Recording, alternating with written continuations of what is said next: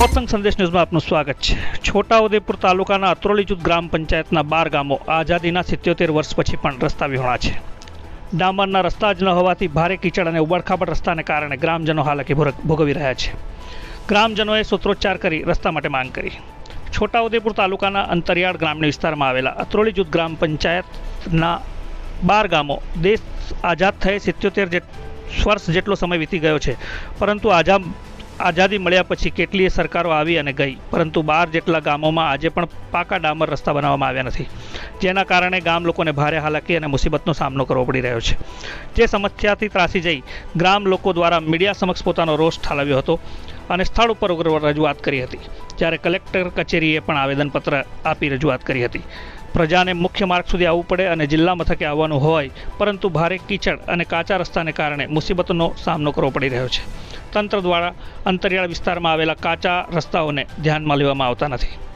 પૂર્વ સરપંચ રૂપસિંહ રાઠવાએ રાજ્યના મુખ્યમંત્રી ભૂપેન્દ્રભાઈ પટેલ સુધી પણ રજૂઆત કરી છે અને વહેલી તકે ગ્રામીણ આદિવાસી વિસ્તારમાં કાચા રસ્તાઓને પાકા ડામર રસ્તા બનાવવામાં આવે તેવી માંગ કરી છે અને જિલ્લા કલેક્ટર કચેરી ખાતે ગ્રામજનો દ્વારા આવેદન પણ આપવામાં આવ્યું હતું।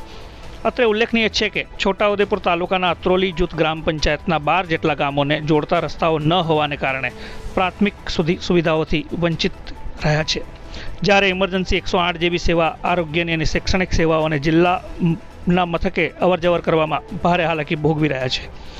ગામ લોકો જણાવી રહ્યા છે કે અમારા ગામમાં અંદાજે 15,000ની વસ્તી હોય અને 12 જેટલા ગામોના રસ્તાઓ કાચા હોય, જે ચાલુ વર્ષમાં નવા બનાવી આપવામાં આવે એવી અમારી માંગ છે।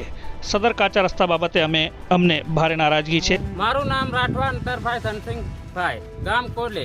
અમારા ગામનો 3 કિલોમીટર સુધીનો માર્ગ છે, પણ એમાં 2.5-3 ફૂટના અમારા ગારામાં ચાલવું પડે એવું છે।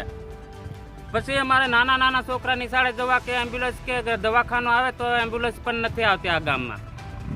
અમારે એટલી તકલીફ છે કે આમ જાય તો અમારે 4-5 કિલોમીટર જેવું થાય છે, નિશાળ જવાના આમ જાય તો અમારે 500 કિલોમીટર થાય, અને જોજ નીકળવું હોય તો અમારે મુશ્કેલ પડે, અને છોટાઉદેપુર નીકળવું હોય તો અમારે મુશ્કેલ પડે।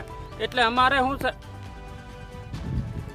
દેશ આઝાદ થયો ત્યાર સુધી અત્યાર સુધીના 77 વર્ષ થયા તોય અમારા ગામમાં રસ્તો નથી, અને સ્કૂલે જવા છોકરાઓને અને કોઈ બી બીમાર પડે તો 108 કે એમ્બ્યુલન્સ કોઈ બી આવી શકતું નથી।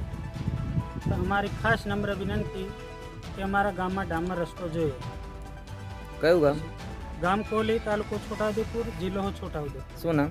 રાઠવા ઈશ્વરભાઈ જગુભાઈ।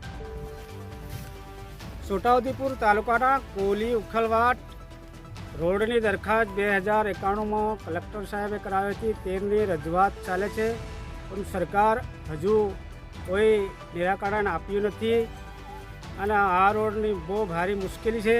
તો વહેલીને વહેલી તકે સરકાર ધ્યાને લે અને રસ્તાનું ઘટતું કરી અને લોકોને મુશ્કેલી દૂર કરે એવી અમારી માંગ છે।